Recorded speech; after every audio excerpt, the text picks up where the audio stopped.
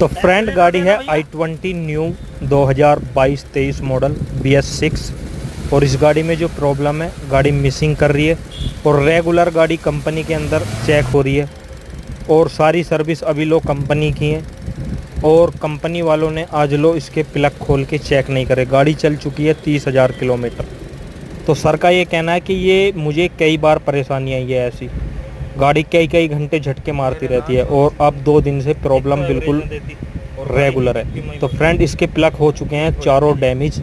जो इनों का पॉइंट है प्लगों का बिल्कुल ख़त्म हो चुका है और गाड़ी में लगाए हैं हमने न्यू प्लग और गाड़ी हो चुकी है फ्रेंड हमारी ओके की रिपोर्ट। तो भाई गाड़ी अगर जो कोई भी BS6 गाड़ी चला रहा हो तो हर सर्विस पे गाड़ी को चेक कराएं प्लग। तो प्लग बहुत खाती है।